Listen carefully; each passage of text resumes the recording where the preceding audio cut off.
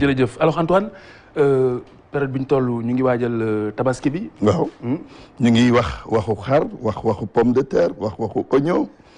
situation sociale et économique bi xaw na tar ci ménage yi noo gisee boobu situation pour camper le décor. Antoine du xaw tar d'abord maa ngi nuyu askan wi yëpp. di leen ziar. lii ñu dëgmal yàlla nañ ci dugg ak jàmm génn si jàmm. amiin. parce que tabaski. xam ngeen ni sunna la et loo xam ni la ñëpp koy waaj.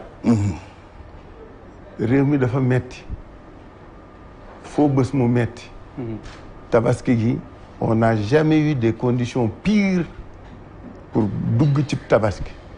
xar yi cher ba pare ñàkk dund gi cher salaire yi duñ leen fay nit ñi amul li ñu bëgg liberté bi ñu noot ko démocratie bi du surux donc musuñu duggee fête tabaski nga xam ne bisu mbégte la bisu màggal la ak coonoog métit bu weesu bi lu ko indi une gouvernance qui a fait faillite gis nga ñi ñoom seen bopp xam nañ ni seen dara doxul parce que defar réew defar waa réew ba la malheureusement ci paradigme yi nga xam ne moom lañu waroon bokk pour di defar réew ñu ne ñii dañ ko wuute soo nee da ngay defar réew te dooroo ci nit ñi yaa ngi bëgg a nax sa bopp te li tax seen échec patent mooy que ne jiitaluñu nit jiitaluñu nit ñi boolewuñu nit ñi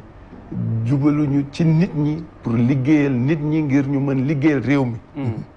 et c'est ça le vrai problème c'est un problème de choix d'orientation mais c'est surtout un choix un problème de gëm-gëm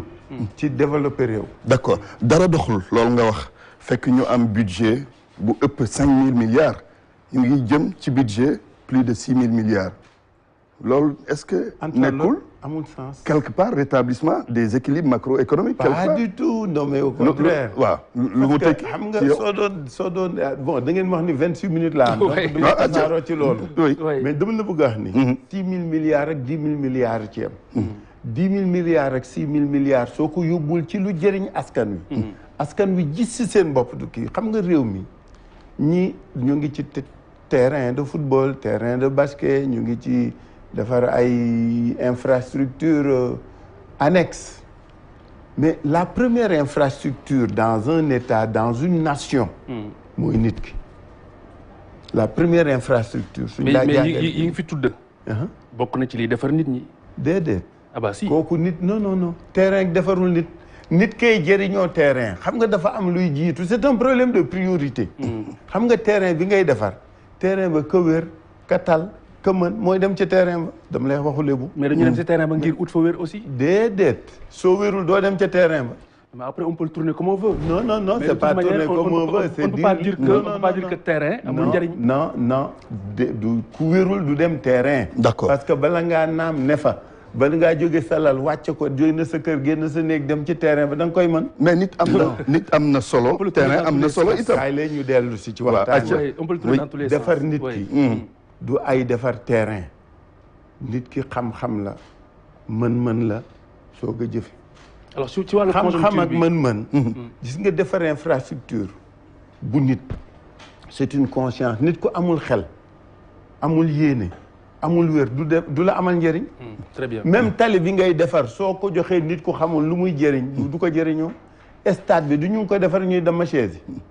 waaw su conscience amoon ci nit ñi ñu xam ne stade bi 20 milliards lañ ci def ku ci toog di nga ci toogee nànk sooy jóge ci nànk mais loolu nag société bi la non c'est pas un problème de société c'est un problème de conscience à formater bu ñu nekkee société ba xamante ne y a l'envers des valeurs lan la loolu ci man non xam nga yaa ngi yokk ci karaw mi xar yaa ngi may jàppale donc la première déet jàppale loolu dañ ko fi fekk déedéet fekkuñu ko fi Senghor ak léegi xam nga ñun dañ nekk réew moo xam ne bari lewuñu woon amuñu woon lu bari Senghor avait compris que lii defar et soo xoolee réew yi ñu démarré ndoo 1960 regarde tous les tigres asiatiques ñoo leen tane woon wala ñu rawoon leen mais ba ñu dooree ñun di xëccoo ay gerte di xëccoo ay pont ki politique ak yooyu ñoom xam nga lu ñu jiitaloon mooy defar nit ki éducation formation santé. oui. culture. construire une conscience. soo ko defee nit ki nga defar ba pare. loo ko jox mu yor ko. très bien nit ki nga defar. loo ko jox mu yor ko su wéree xàmmee man ràññee loo ko jox mu mën ko yor. pour bañ ko tourner ba tey dans tous les sens.